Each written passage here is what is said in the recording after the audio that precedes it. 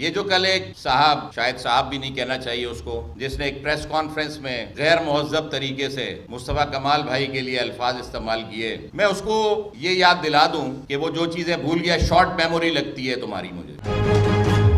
تم short memory کے انسان ہو، تمہیں اپنا علاج کرانا چاہیے۔ حیدرآباد میں ہے ہاسپٹل جہاں سے تم آئے تھے، وہیں جاؤ، واپس علاج کرواؤ اپنا، تو تمہیں سب یاد آ جائے گا کہ جس وقت تم یو سی کے چیئرمین تھے اس وقت مصطفیٰ کمال اس شہر کے ناظم اعلیٰ تھے۔ تم ایک یو سی کے ناظم تھے اور مصطفیٰ کمال اس شہر کے ناظم اعلیٰ تھے، اور بلا تفریق رنگ، نسل اور سیاست کے وہ اس شہر کی خدمت کر رہے تھے۔ تمہیں یہ بھی یاد دلا دوں کہ تم اور تمہاری فیملی، جس میں تمہارا بھائی جو ابھی کچھ عرصے کی زیادہ پرانی بات نہیں ہے، یہ تمام لوگوں کو یاد رکھنا چاہیے، منشیات کے کیس میں پکڑا گیا تھا۔ وزن چیک کرو، اپنا وزن چیک کرو، اس منشیات سے تو زیادہ وزن نہیں ہے، جتنی منشیات پکڑی گئی تھی وہ شاید زیادہ وزنی تھی۔ تمہارا اپنا وزن اتنا زیادہ نہیں ہے کہ تم مصطفیٰ کمال کے بارے میں بات کر سکو۔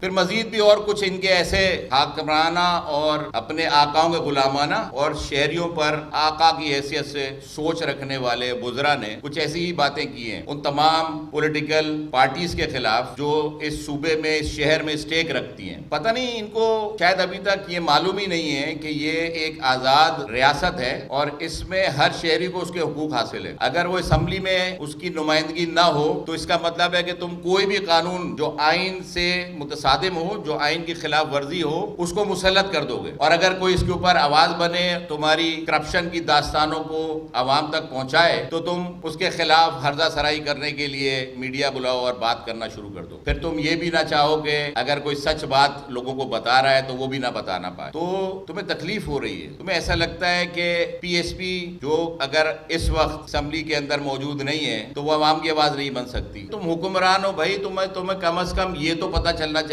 کہ حکومت اور ریاست میں فرق کیا ہے۔ میں ریاست کا شہری ہوں، میرے پاس یہ حق ہے کہ میں اپنی ریاست میں جس کو میرے آباء و اجداد نے منتخب کیا، جس کو میرے آباء و اجداد نے ووٹ دیا 1946 میں، جو اپنی جائیدادیں چھوڑ کر، اپنا سب کچھ لٹا کر اس ملک، اس صوبے، اس شہر کے اندر بسے آ کر اور اس ملک کو چلانے میں اہم کردار ادا کیا، مجھے بتاؤ گے کہ تم کرپشن کس طرح سے جو ہے وہ نہیں کرتے ہو یا چھپا لیتے ہو؟ اس کو ہمیں سب پتا ہے، ہم اس کا پردہ چاک کریں گے، اور ہم بحیثیت شہری، بحیثیت سٹیک ہولڈر، بحیثیت ایک پولیٹیکل پارٹی، ہم تمہارے خلاف دیوار بنے رہیں گے۔ ہم ایسے ہر قانون، ہر ایسی تمہاری بات کے خلاف ڈٹ جائیں گے جس کا تم نے کبھی سوچا نہیں تھا۔ تم یہ سوچ رہے ہو کہ جیسے تم نے کراچی اور حیدرآباد کے علاوہ پورے سندھ کے اندر اپنی اپوزیشن ختم کر لی ہے، تمام لوگوں کو اپنے ساتھ ملا لیا ہے، ایسے ہی کراچی اور حیدرآباد پر بھی قاصب بننا چاہتے ہو۔ لیکن یہاں ہمارے کوٹا سسٹم کے باوجود باشعور لوگ رہتے ہیں جو اپنے حقوق کو جانتے ہیں، اپنے کردار کو سمجھتے ہیں، اپنی سیاست کو آئین کے دائرہ کار میں رہتے ہوئے آگے بڑھاتے ہیں، اور اگر ان کے ساتھ کسی بھی متعصبانہ سوچ کو مد نظر رکھتے ہوئے کوئی ایڈونچر کیا جائے گا تو اس کو روکنے کی صلاحیت بھی رکھتے ہیں۔ پاک سرزمین پارٹی ایسے تمام حکومت سندھ کے وزراء جو پیپلز پارٹی کے ہیں ان کو متنبہ کرنا چاہتی ہے کہ کوئی بھی بات کرنے سے پہلے اپنے گریبان میں جھانکیں۔ کرپشن کے کیسز آپ کے اوپر چل رہے ہیں، قتل کے مقدمے آپ کے خلاف بنتے ہیں، اپنے ہی کارکنوں کو مارنے، ناظم جوکھیوں کو قتل کرنے کا مقدمہ آپ کے ہی ایم پی اے پہ چلتا ہے، رباب کی فیملی کو قتل کرنے کا مقدمہ آپ کے ہی لوگوں پر قائم ہے۔ مزید برآں یہ کہ آپ کے ایم این اے، ایم پی اے جو جن علاقوں سے منتخب ہوتے ہیں وہاں کی غریب ہاریوں کی زمینوں پر قبضہ کرنے میں بھی ملوث ہیں، جن کے کیسز مختلف عدالتوں میں چل رہے ہیں۔ سپریم کورٹ ایکشن لیتی ہے تو آپ کہتے ہیں کہ ہمارے خلاف بائسڈ ہو رہی ہے۔ وہ غریب ہاری اگر نواب شاہ روڈ کو بند کرتے ہیں تو ان کو پوچھنے کے لیے تمہارے وزراء نہیں جاتے وہاں پر، وہاں ایڈمنسٹریشن کو مداخلت کر کے ان کو سمجھا بجھا کر اور ان کی جو ہے داد رسی کرنی پڑتی ہے۔ یہ تمہارا طرز حکمرانی ہے، اور پھر تم بات کرتے ہو مصطفیٰ کمال پر۔ روزانہ 1 بجے سے 1:30 بجے جو ہے وہ تمہاری پریس کانفرنس کا سلسلہ شروع ہو جاتا ہے، اور آ کر عوام کو ایک نیا چورن دینے کی کوشش کرتے ہو کہ جی سندھ حکومت پچھلے 13 سالوں سے یہ کام کر رہی ہے۔ 2300 ارب روپے تم نے تعلیم پر 12 سالوں میں خرچ کیے، جو کاغذوں میں خرچ کیے گئے تھے صرف۔ کیا